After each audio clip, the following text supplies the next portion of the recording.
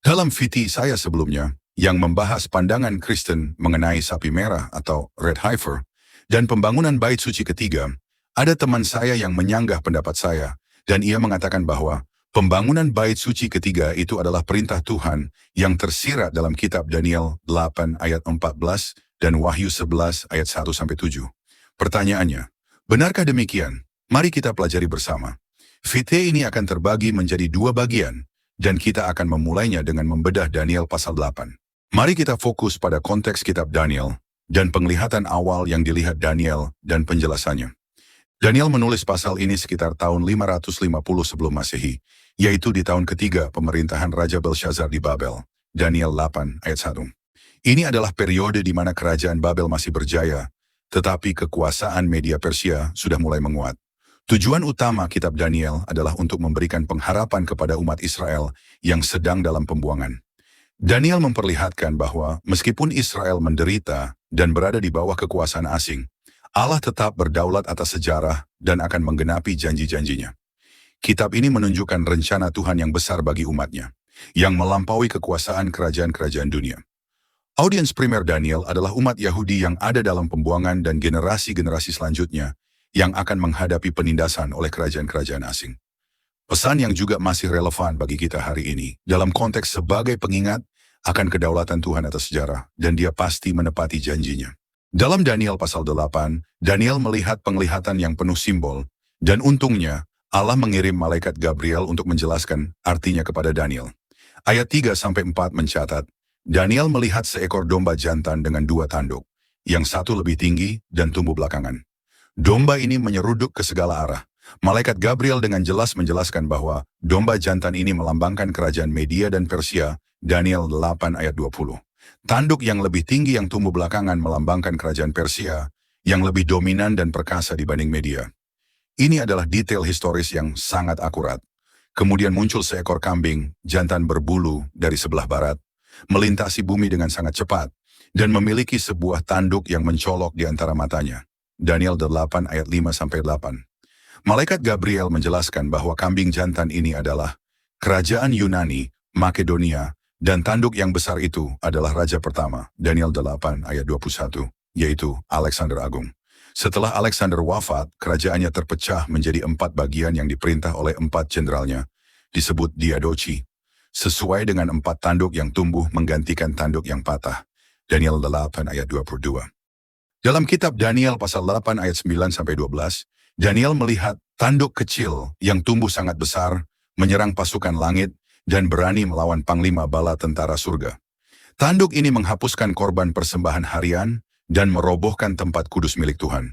Malaikat Gabriel kemudian memberikan penjelasan yang sangat spesifik tentang tanduk kecil ini dalam Daniel 8 ayat 23-25.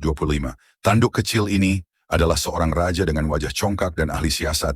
Dia akan menghancurkan banyak orang dan bangkit melawan panglima segala panglima. Dia akan membuat tipuan makmur di tangannya. Ini semua dengan jelas menunjuk pada Antiochus ke-4 Epiphanes, Raja Kekaisaran Seleukia, yang berkuasa pada sekitar 175 hingga 164 sebelum Masehi. Mari kita lihat bagaimana Antiochus Epiphanes memenuhi parameter-parameter ini dalam sejarah. Pertama frasa, seorang raja dengan wajah congkak. Antiochus menjuluki dirinya sebagai Epiphanes, yang berarti yang menyatakan diri sebagai dewa atau Tuhan yang tampak. Ini adalah klaim yang sangat sombong dan sesat. Ini menunjukkan keangkuhan dan kesombongan yang luar biasa. Ia bahkan mencetak koin dengan gambarnya mengenakan mahkota dewa dan tulisan Raja Antiochus, Tuhan yang tampak. Menariknya, musuh-musuhnya justru menjulukinya Epimanes, yang berarti orang gila, sebuah julukan yang menggambarkan kegilaan dan kekejamannya yang ekstrim. Kemudian ciri mengenai ahli siasat. Antiochus dikenal cerdik dalam strategi militer dan politik.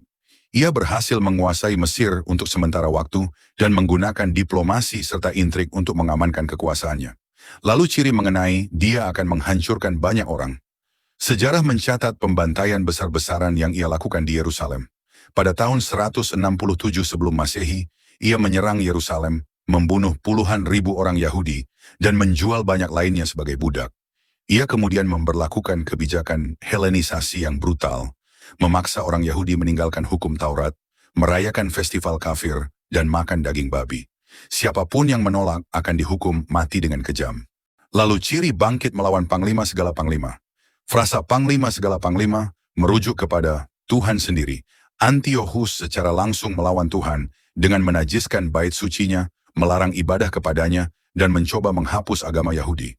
Ia bahkan mendirikan patung Zeus di mezbah bait suci dan memaksa kurban babi di sana. Semua nubuatan dan penjelasan Gabriel itu digenapi persis dalam sosok Antiochus keempat Epiphanes. Kemudian dalam Daniel 8 ayat 14 menyebutkan, sampai lewat 2300 petang dan pagi, lalu tempat kudus itu akan dipulihkan kembali. Dan inilah ayat yang dipakai untuk merujuk kepada pembangunan bait suci ketiga. Namun sebelum kita ke penjelasannya, mari kita melihat kembali kitab Daniel pasal 8 secara keseluruhan. Pada Daniel 8 ayat 11, berbicara tentang korban persembahan harian yang dihapuskan. Hal ini merujuk pada ritual orang Yahudi untuk memberikan korban persembahan harian yang dilakukan 2 kali sehari, yaitu waktu pagi dan waktu petang. Bilangan 28 ayat 3-4. Maka secara konteks, Daniel 8 ayat 11 dan Daniel 8 ayat 14 berbicara mengenai persembahan harian. Maka jelas, istilah petang dan pagi merujuk pada 2 kali persembahan harian di bait suci. Jadi 2300 petang dan pagi berarti 1150 hari atau sekitar 3,5 tahun. Periode ini secara historis sangat cocok dengan masa penajisan bait suci oleh Antiochus Epiphanes hingga pemulihannya. Sejarah mencatat, Antiochus melakukan penajisan bait suci dengan mendirikan patung Zeus di mezbah, dan garis bawahi ini karena penting, ia menghentikan seluruh ritual kurban Yahudi.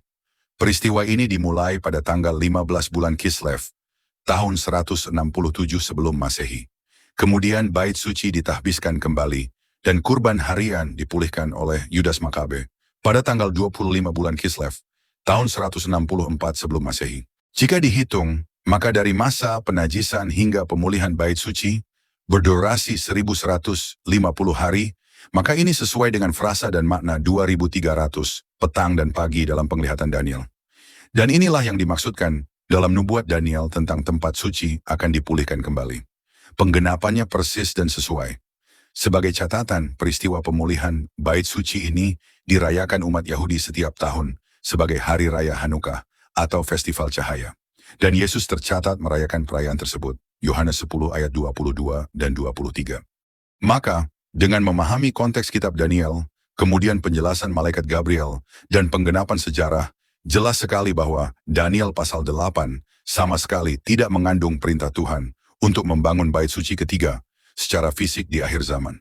Mengklaim bahwa Daniel pasal 8 ayat 14 merujuk pada pembangunan bait suci ketiga adalah contoh eisegesis yang parah. Ini adalah tindakan memaksakan ide pribadi ke dalam teks Alkitab, alih-alih membiarkan teks itu berbicara untuk dirinya sendiri. Ini berarti mengabaikan penjelasan eksplisit dari malaikat Gabriel yang adalah penafsir ilahi atas penglihatan Daniel, dan mengabaikan bukti sejarah yang kuat tentang penggenapan nubuat. Daniel pasal 8 jelas berbicara tentang pemulihan tempat kudus yang sudah ada, bukan tentang proyek pembangunan bait suci baru dari nol.